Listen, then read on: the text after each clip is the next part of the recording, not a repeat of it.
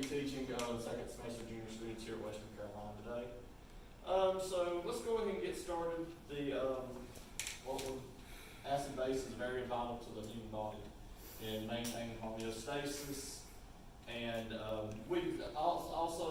it helps regulate immunity by inhibiting pathogen from cellular destruction and reproduction. And also the acidic pH and high temperatures can denature enzymes causing cellular death. So next, we're going to be talking about just the pathophysiology of how the acid-base balance in the body works.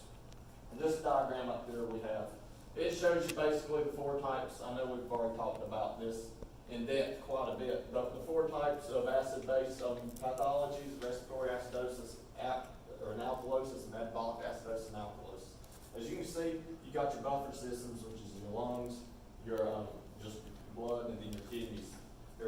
How the body gets rid of carbon dioxide and retains bicarbonate. So as you see up here, you have hyperventilation. You decrease your partial carbon dioxide. Then over here you have some type of metabolic acidosis. You increase your bicarbonate reabsorption, and then down here you really you decrease your bicarbonate reabsorption through the kidneys, and then of course over here respiratory alkalosis, you increase your partial carbon dioxide. So this formula right here in the center is going to be vital in the next few slides we talk about. This is the main bread and butter of the different types of ions that can contribute to the acid-base balance. So next, we're going to be talking about why the molecular formula is important, because it allows greater understanding of how molecular chemistry is involved in biological processes, just like biochemistry or something, for that example. And also it shows how ions and intermediates can reverse in various steps of the process of metabolism. So this next slide, I know this is not really a biology class, but you got to know the background of how ATP and stuff is formed, and lactic acid via anaerobic respiration is formed before you can even think about getting ahead and trying to figure out different parts of acid-base balance. So glucose is then converted into glycolysis, which makes ATP, the mitochondria of the cell. Then it goes to your acetylcholine, it goes through Krebs cycle and all that. And then it finally goes to your electron transport chain, and then it's formed into ATP, which is your energy molecules, and then we have your water left over. As you can see right here, before it goes from the glycolysis, acetylcholine, before it goes to the Krebs cycle, you do form some carbon dioxide, and we'll see later on how carbon dioxide and water and the formation of lactic acid can cause cellular destruction and stuff like that. So this is the main chemical formula of the body. You have your hydrogens plus your bicarb, and it's a reversible action. It's a reversible reaction from the carbonic acid intermediate, and also it does produce water and carbon dioxide, as stated during this slide right here, where we have between glycolysis and the Krebs cycle. So next we're going to talk about the molecular breakdown. So we're going to talk about the very first one is our hydrogen ions. This is the root of all acidity in the body, and excess hydrogen ions and low hydroxide anions basically equals your acidosis. This is caused by anaerobic metabolism, and this is like when runners get done running, they start cramping everything, and that's built up lactic acid in the body, causing hypoxia to the cells. And then, of course, insufficient hydrogen ions and excess hydroxide ions is termed alkalosis. And we'll dive in a little bit deeper later on about what acidosis and alkalosis really means in terms of bodily function. So next, our bicarbonate. Bicarbonate is your HCO3 ion in the chemical formula. It's produced in the pancreas, is a response to the hormone of secretin to neutralize the acidic chyme in the stomach. That's kind of like the side note of what bicarb does. And also kidneys can produce bicarb by excreting ammonia salts and titratable salts through urination. Also, kidneys absorb bicarb in the proximal tubule of the nephron in kidneys. And it's considered the buffering ion of the body. You've got to have something to counteract the hydrogen going into organic chemistry, stuff like that. And then your bicarb, it does act as a base in the body. So, our next one we're going to be talking about is our intermediate, which is carbonic acid. Carbonic acid is a product of conversion of carbon dioxide to carbonic acid via carbonic anhydrase. It is a reversible intermediate, like I stated earlier. All that really means is it can convert into bicarb, or it can go to water and carbon dioxide. And also, carbonic acid can be hydrolyzed, which is converted into which is H2CO3, which is your bicarb, or your carbonic acid, and then your bicarb, which is your HCO3. And right up here is the molecular geometry of carbonic acid and how the carbon, oxygen, hydrogen molecules fit together. So next, we'll talk a little bit about water. Water is we all know, is the most sustaining molecule of life. It is a byproduct of metabolism via aerobic respiration. When hydrogen ions and oxygen molecules react in extracellular in the electron transport chain of the cellular respiration. Also, two hydrogen molecules are bonded to an oxygen molecule, and then it's formed when a weak acid and strong base react. Just talk a little bit about the shape of water.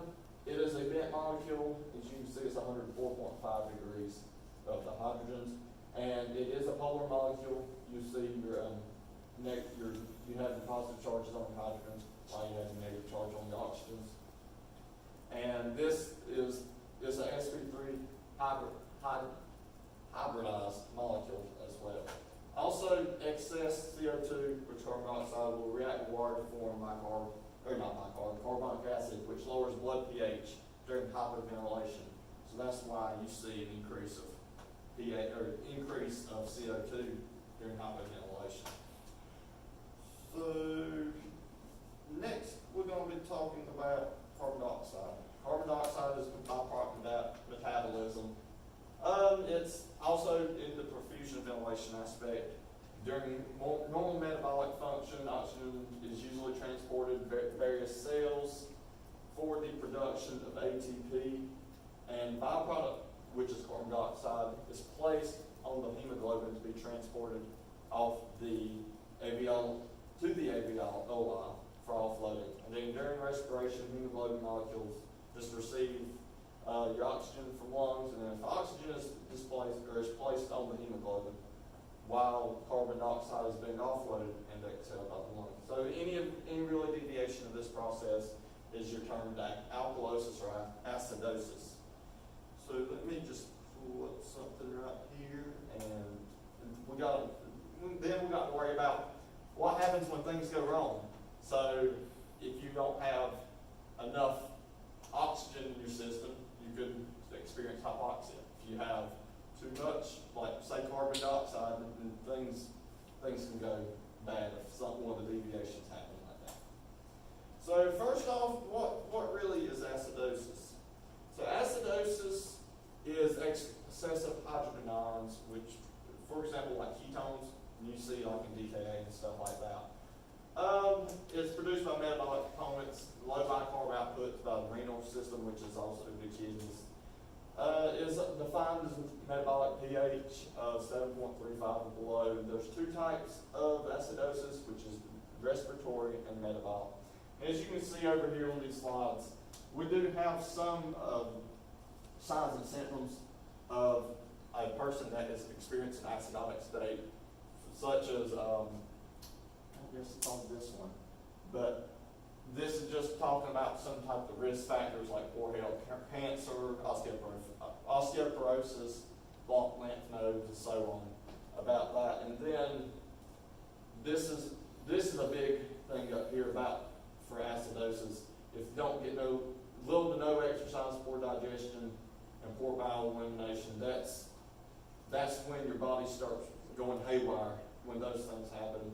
Because you need exercise, you need to be eating healthy, you need to be going to the bathroom as you're supposed to be. So, what is alkalosis? This is our next topic. It's defined as metabolic pH around 7.5 or greater.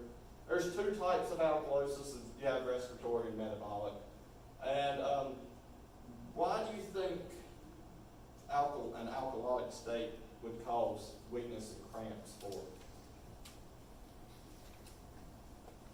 Well, it's because there's a possibility that the patient could be experiencing low serum potassium levels, and that in turn causes the weakness and potential cramps. That's like you see runners like eat something high in potassium, such as like a banana or something before a race. That will help limit the exhaustion of the muscles of the potassium ion, so they can sustain their running longer and without the side effects of cramps and such was what caused that. So, and right here, this little picture, I thought was pretty cool. It just shows the different causes of alkalosis. You have your hyperventilation, fever, hypoxia, hypoxia, and all this stuff, and then your metabolic alkalosis, overuse antacids and diuretics, and loss of GI juice content. That's what it says right there. So, and we'll be talking a little bit about that in detail when we do our little case scenario I got at the end for us. So, our next one we'll talk about respiratory acidosis. You have three flavors is what I call it. You have your uncompensated, partially compensated, and uncompensated.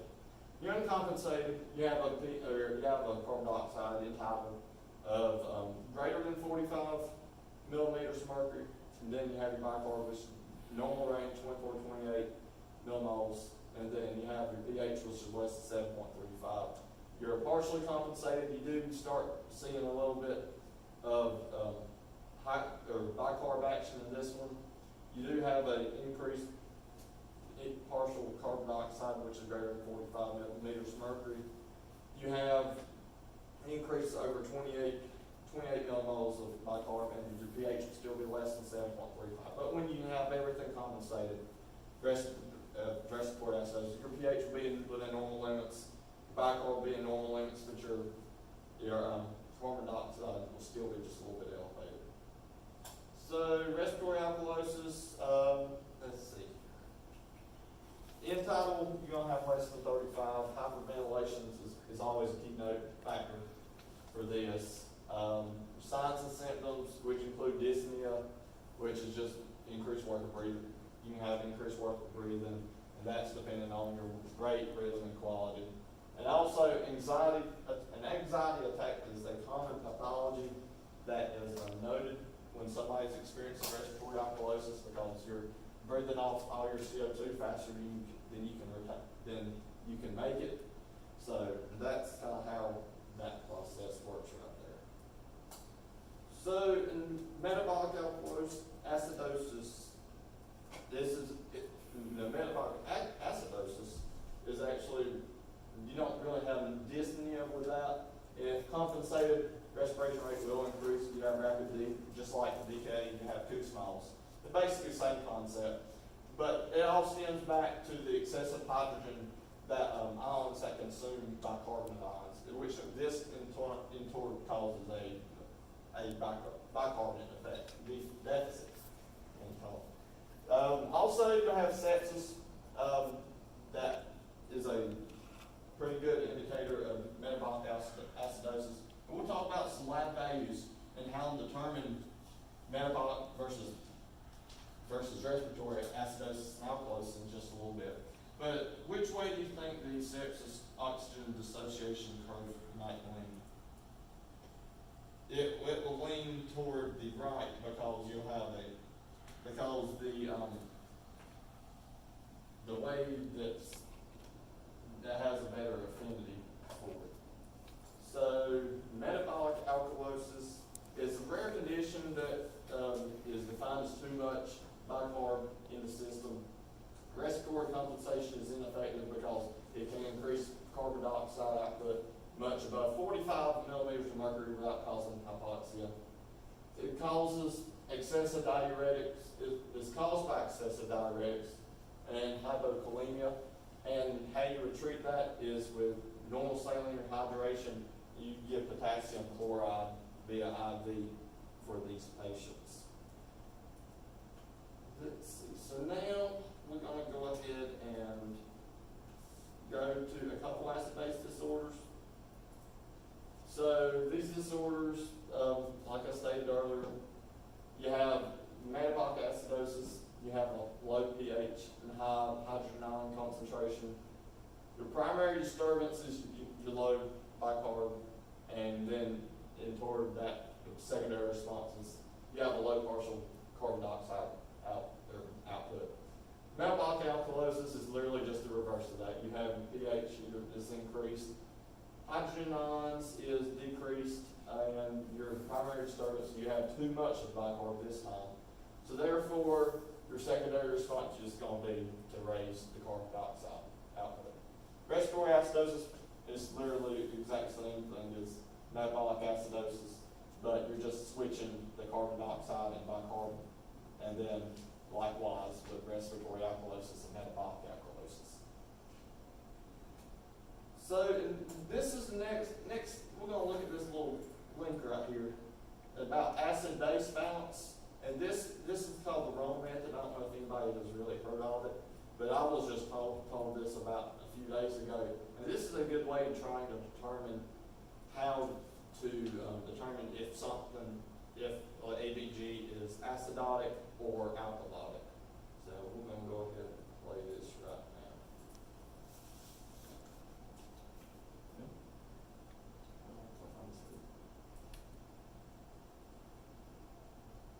A little overview of acid-base balance in the body and determining whether someone is respiratory acidosis, respiratory alkalosis, metabolic acidosis, or metabolic alkalosis using something called the Rome method. And Rome stands for respiratory opposite metabolic equal. Just remember that, respiratory opposite metabolic equal. Little refresher, pH of the body is normally 7.35 to 7.45. Intake of CO2, which we measure through capnography, is 35 to 45. And the bicarbonate ion, because of ABGs, is 22 to 26. Even though the pH, or a neutral pH is 7.0 in the body, with it being 7.35 to 7.45 is normal, anything below 7.35 we consider acidic, and anything over 7.45 we consider alkalotic. When we're looking at exhaled CO2, if we see an exhaled CO2 level below 35, we tend to think alkalosis, and if it's over 45, we tend to think the patient is a little acidotic. For bicarbonate, if the bicarb level is below 22, they're acidotic, and if it's greater than 26, we consider alkalotic. Now, respiratory opposite metabolic equal. How do we use this? We want to compare two levels, the end-tidal CO2 and the pH. And yes, I know in the field we don't normally draw ABGs. So this is typically not a number that we will have readily available, but just so you understand the concept of respiratory acidosis, alkalosis, and metabolic acidosis and alkalosis. So let's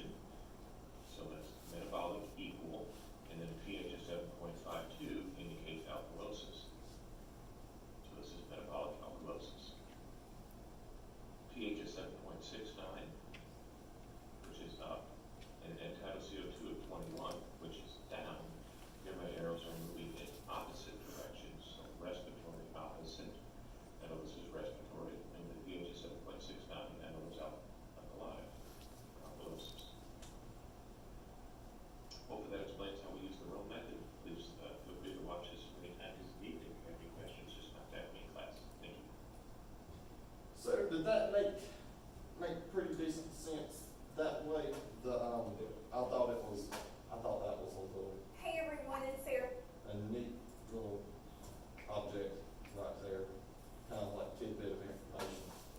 So, since we talked about that, we'll go over a few ABGs in a little bit. But now, let's see, let me get back to the screen right here. Next, we're gonna go in depth about some different lab values, and some we haven't even talked about in class that does contribute to your acid-base balance. So, your first, you have your N-title, which that's what we use on the truck, but in class we're talking about partial carbon dioxide. And of course, you have your acidosis if it's greater than 45 millimeters of mercury. Normal is between 35 and 45, and then alkalosis is anything below 35 millimeters of mercury. So, N-title, what is N-title really good for?